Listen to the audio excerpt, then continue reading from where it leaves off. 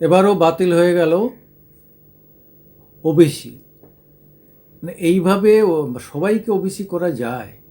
কি অদ্ভুত ব্যাপার! মানে সব মুসলিমরাই ওবিসি। কে করেছে? কি বাইরের লোক করেছে? এটা তো মানে সরকারের দপ্তর করেছে, হাইকোর্ট সব নাকচ করে দিয়েছে। তাহলে মানে চাকরির ক্ষেত্রে হাইকোর্টে যে ধরা পড়ল সেটা বাতিল।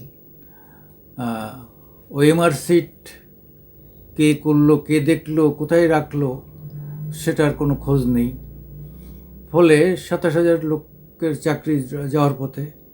এইবার ধরুন ওবিসির সার্টিফিকেট যেভাবে প্রচুর লোককে দেওয়া হচ্ছিল, যেটা সরকার, মুখ্যমন্ত্রী স্বীকার করছেন যে দালালরা দিয়েছে। আরে বাপরে, সরকারের কাজ দালালরা করছে, মানে দালালদের হাতে এই সরকারটা চলে গেছে। হলোটা কি? ওবিসি আদার ব্যাকওয়ার্ড ক্লাস, মানে এটা তো অনেকভাবে চিনতে, অনেক লড়াইয়ের মধ্য দিয়ে এই এটা আদায় করা হয়েছে। যে দেখা গেছে যে এসসি এসটি অর্থাৎ তপশিলি জাতি, তপশিলি উপজাতি ছাড়াও দেখা গেল যে আপার ক্লাসের মধ্যে বা তাদের মধ্যেও অনেকের প্রচুর অভাব রয়েছে, অভাবগ্রস্তরা অনেক রকম রয়েছে এবং তারা কোনোই সুযোগ সুবিধা পায় না। তখনই ওবিসিটা, অনেক আন্দোলনের ফল হচ্ছে ওবিসি। আর ব্যাকওয়ার্ড কাজদের, যারা ব্যাকওয়ার্ড অর্থাৎ যারা পিছিয়ে পড়ে আছে কিভাবে, অর্থনৈতিকভাবে, সেই অর্থনৈতিকভাবে পিছিয়ে পড়াদের জন্যে আলাদা সার্টিফিকেট করা হয়েছে, যে এই সার্টিফিকেটের জন্য তাদেরও একটা সংরক্ষণ থাকবে, 27%, 27% সংরক্ষণ থাকবে চাকরি বাকরি বিভিন্ন ক্ষেত্রে। এইবার দেখুন, সেটা যদি কোনো একটা সম্প্রদায়ের মধ্যে, এটা তো কমিউনালভাবে নেবেন না, এবং কোনো একটা সম্প্রদায়ের 97% ওবিসি, উনি নিজে মুখে স্বীকার করছেন, এটা হয় কখনো? মানে এখানকার মুসলিমরা মানে ১০০ জনের মধ্যে ৯৭ জনই গরিব। আগেও একটা ভিডিও করেছি, তাদেরও বলার চেষ্টা করেছি। আপনি জানতো কলকাতার মেটিয়াবুরুজ, ওয়াটগঞ্জ, হ্যাঁ, বিভিন্ন জায়গায় ঘুরে দেখুন তো, সেই জায়গার খিদিরপুরে কত সম্ভ্রান্ত পরিবার তারা। এই যে আজকে গার্মেন্টসের বিজনেস যারা নিয়ন্ত্রণ করে, তারা কোটি কোটি টাকার মালিক। তারা তো, তারা এই মানে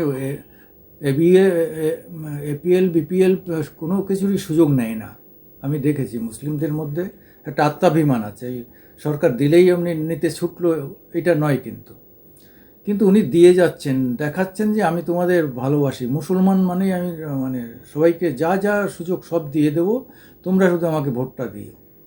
আর এখন তো আরও পাগল হয়ে গেছেন, মানে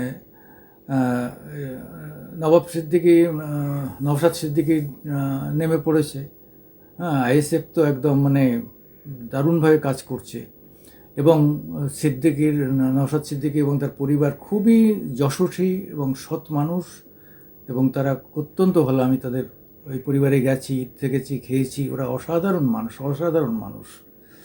মুসলিম হলেও তাদের ব্যবহার, তাদের মানুষকে ভালোবাসেন, হ্যাঁ, তারা দোয়া করেন, হ্যাঁ, সমস্ত মানুষ তাদের পছন্দ করেন।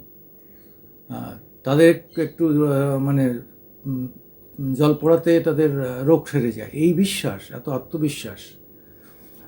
এটা হয়তো অবৈজ্ঞানিক, কিন্তু তাদের কাছে এটা অত্যন্ত বিশ্বাসযোগ্য। তা এইরকম একটা পরিবারের হ্যাঁ ছেলে আজকে রাজনীতিতে নেমেছে, তারা একটা দল করেছে, হ্যাঁ, আইএসএফ। এই দল হওয়ার পরের থেকে মাথা একদম একদম খারাপ হয়ে গেছে।